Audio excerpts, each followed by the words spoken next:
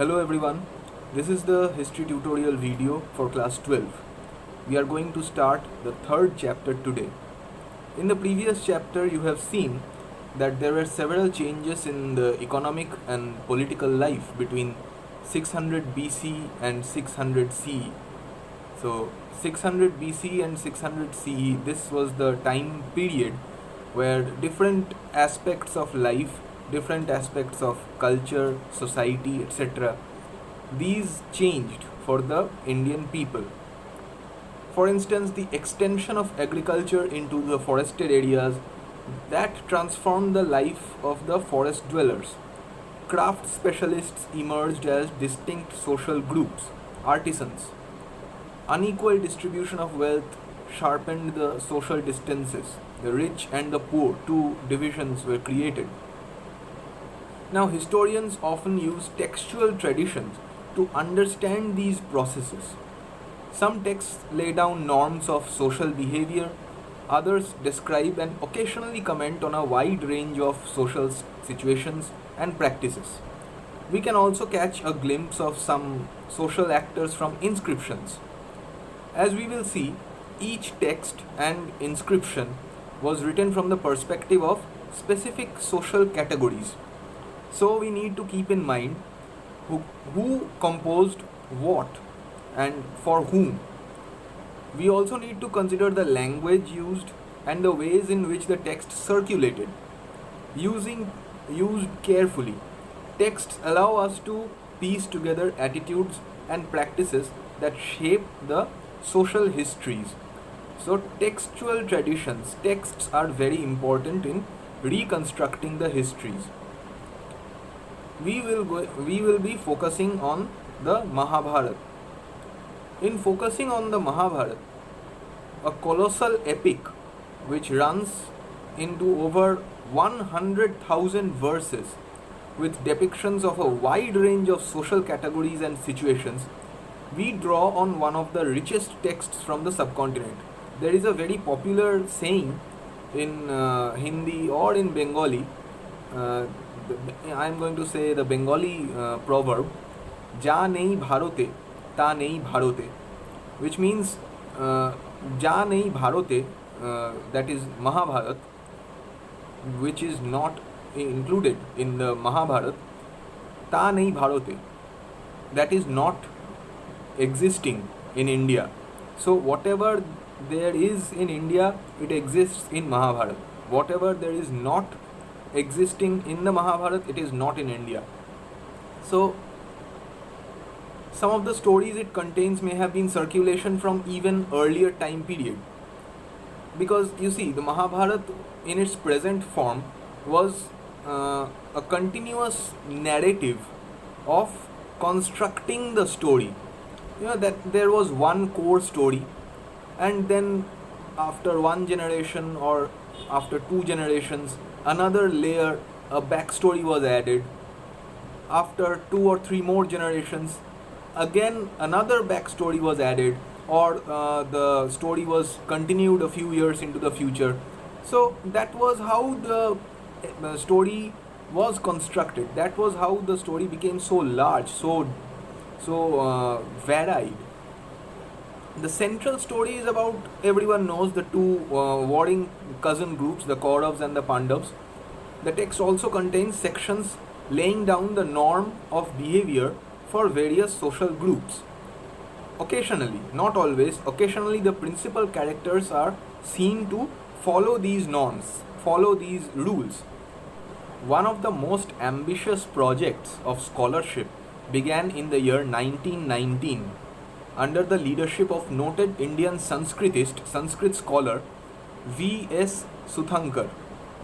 V.S. Suthankar undertook a project. A team comprising dozens of scholars were incorporated into the task of preparing a critical edition of the Mahabharat. What exactly did this involve? Initially, it meant collecting Sanskrit manuscripts for the text, written in a variety of languages, in variety of scripts, from a variety of places, different parts of the country have the central story of Mahabharat intact, but interpolations vary. For Bengal, it may be a different backstory or a different set of stories, imagining the Kauravas and the Pandavas. For Kashmir, there may be a different kind of narrative of the Mahabharat. For South India, there may be a different kind of perspective on the Mahabharat, on who is the villain and who is the hero. So there are numerous interpretations, numerous versions of the same story in different parts of India. The team worked out a method of comparing verses from each manuscript. Ultimately, they selected the verses that appeared common to most versions and published these in several volumes, running into over 13,000 pages. So you can understand how difficult and how laborious the work was. This project took 47 years to complete. It's not a matter of joke. Almost half a century goes into working on this critical edition of the Mahabharata. 47 years. Two things became very apparent. There were several common elements in the Sanskrit version of the story. It was evident in the manuscripts that were found all over the subcontinent, from Kashmir, Nepal, North, Kerala, Tamil Nadu, South. So all of these versions have one common theme, which is the Sanskrit central story was very common to all of these versions. Also evident was enormous regional variations, which I was talking about, in which the text has been transmitted over the centuries. These variations were documented in footnotes and appendices to the main text. Taken together, more than half of the 13,000 pages are devoted to only these variations. In a sense, these variations are reflective of a complex process that shaped early and later social histories through dialogues between dominant traditions and resilient local ideas and practices. This was a process of intermingling between the narrative of the common people, the narrative that most of the most of the people know, and the narrative which the local people of that particular region in the subcontinent knows and respects. So it was an intermingling of cultures, it was an intermingling of texts. These dialogues are characterized by moments of conflict as well as consensus. So how the moments of conflict were arising? Some apparent incidents or some narrative styles, they appear in the North Indian version, which is the mainstay of the Mahabharata, that may or may not appear in the regional variations. So that is the case of conflict. And the consensus, taking into account the main narrative of the North Indian version, the main version, and spinning a story, spinning a narrative which has its own local flavor, as well as not compromising on the original story. So that is consensus. Now we are going to look at kinship and marriage. That is, kinship means familial bonds, brotherhood, etc. and marriage, the rules of marriage. Now we often take family life for granted. You may have noticed that not all families are identical. They vary in terms of numbers and members, their relationships with one another, as well as the kinds of activities they share.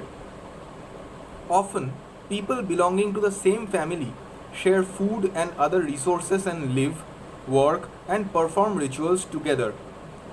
Families are usually part of larger networks of people defined as relatives. Relatives are actually very strange kind of people who appear only when the exam results are out. They ask about your results, and if whether you are achieving something in life or whether you have a goal in life, they ask about that, and they disappear again for one whole year. before coming back and asking about your exam results the next year. So that is relatives as we see now. In those days, familial ties were often regarded as natural and based on blood. They are defined in many different ways. So, some societies regard cousins as being blood brothers, whereas in other societies, cousins are not regarded as being relatives. For early societies, historians can retrieve informations about elite family fairly easily. The elite family, the rich family, how that familial ties worked, how that family worked as a single unit, that was very easy to decipher for the historians. It is far more difficult to reconstruct the familial relationships of ordinary people. As with the histories of ordinary people, we are seeing that it is continuing to be difficult to reconstruct the history of the ordinary people, because whatever we get, whatever was written during that time, it was all from the viewpoint, from the perspective of the rich people, of the upper castes, of the aristocratic people, the royal families, etc. The Ashokan edicts, they were written from the viewpoint of the king. The everything, the Vedas or even the Mahabharats, there was actually very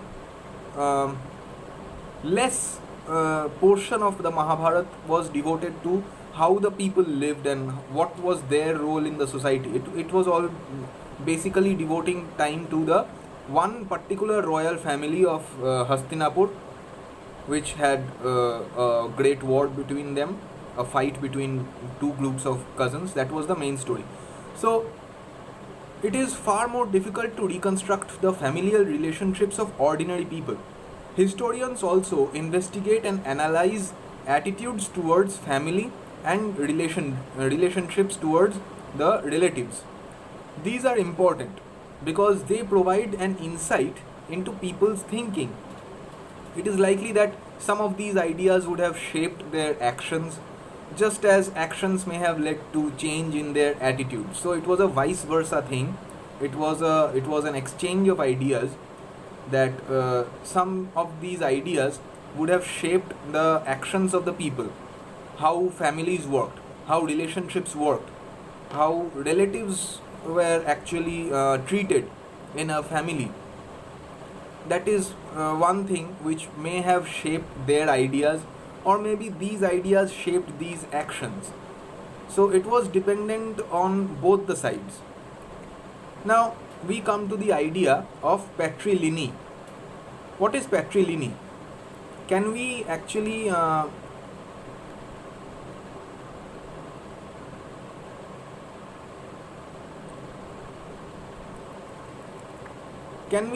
identify points where kinship and the relationship between relatives changed?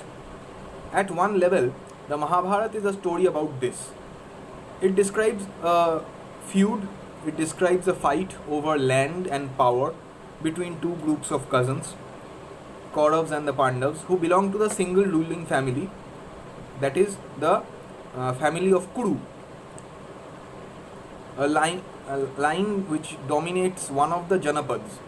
We had done the Mahajanapads, so Hastinapur was one of the Mahajanapads, or just a Janapad. Ultimately, the conflict ended in battle, in which the Pandavas were victorious. They won. After that, patrilineal succession was proclaimed. While patrilineal had existed prior to the composition of this epic, the central story of the Mahabharata reinforced the idea that it was valuable. Under patrilineal, sons could claim the resources of their fathers when the fathers died. So this was actually the concept of patrilineal. How this patrilineal was necessary, the Mahabharata tells us that story. Most ruling dynasties claimed to follow this system, although there were some variations in the practices. Sometimes there were no sons. So what happened is, In some situations, brothers succeeded. If one brother had no son, then that brother, if he dies without a son, then the younger brother would get the throne and his family would rule. So sometimes other relatives claim the throne, and in a very exceptional circumstance, women exercised power. It was a very exceptional thing for the women to become absolute monarchs, but it was there, it existed. The concern with patrilineal was not unique to ruling families. It is evident in the mantras in the ritual texts such as the Rig Veda. So Rig Veda actually endorses the idea of patrilineal. It is possible that these attitudes were shared by wealthy men and those who claimed high status, including the Brahmins. Now, here is an excerpt, here is a portion which I am going to share of a mantra from the Rig Veda, which was probably inserted in the text around 1000 BC, to be chanted by the priest while conducting the marriage ritual. It is used in many Hindu weddings even today. I free her from here. This is the mantra actually. I free her from here, but not from there.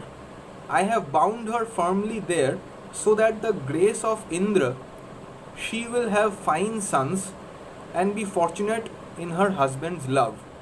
Indra was the god of thunder, like Thor is the god of thunder in the Norse mythology.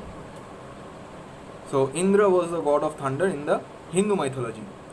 So here and there refers to the father and the husband's house respectively. So this is one father's speech. A father is saying this, that I free her from here, I free her from my family, but not from there, but not from the husband's family. I have bound her firmly there, I have put her in the husband's family firmly, so that through the grace of Lord Indra, she will have fine children and she will be fortunate by her husband's love. Now, this was a Rigvedic mantra to be recited during the marriage ritual. Now we come to rules of marriage. While sons were important for the continuity of the patrilineage, daughters were viewed rather differently within this framework. They had no claims to the resources of the household. At the same time, marrying them into families outside the kin, it was considered desirable, it was important. This system was called exogamy. Exogamy means marrying outside the family. That means that the lives of young girls and women belonging to families that claimed high status were often carefully regulated to ensure that they were married at the right time and to the right person. This gave rise to the belief that Kanyadan, or the gift of a daughter in marriage, was an important duty for the father. So Kanyadan became a duty for the father to perform. With the emergence of new towns, social life became more complex. People from near and far areas met to buy and sell their products and share their ideas. They may have led to questioning of earlier beliefs and practices. Now, faced with this challenge, the Brahmins responded by laying down codes of social behavior in great detail. A rule book of social behavior on which social class will behave how. These were meant to be followed by Brahmins in particular and the rest of the society in general. From 500 BC, these norms were compiled in Sanskrit texts which were known as Dharma Sutras and Dharma Shastras. The most important of such work was the Manusmriti. Manusmriti was compiled between 200 BC to 200 CE. While the Brahman authors of these texts claimed that their point of view had universal validity and whatever they prescribed had to be obeyed by everyone. So this was the Brahmin view, the concept of Brahminism. The Brahminism emerged through these views that whatever a Brahmin says has to be followed by everyone else. It is likely that real social relations were more complicated. Besides, given the regional diversities within the subcontinent and the difficulty of communication, the influence of Brahmins was by no means all pervasive. So, due to this difference and regional diversity between the cultures in the subcontinent, it was possible that the influence of the Brahmins were not covering all the aspects of the social life of each group in the subcontinent. What is interesting is that the Dharma Sutras and the Dharma Shastras recognized as many as the 8 forms of marriage. Of these, the first 4 were considered as good, while the remaining were considered as bad. It is possible that these were practices by those who did not accept Brahminical norms. Okay, so we are doing up till here. I am finishing this video. We will meet in the Wasam class, hopefully. If anyone has any problem with this chapter or the previous chapters, you can ask questions. I will answer. We'll meet again in the next video. Till then, bye.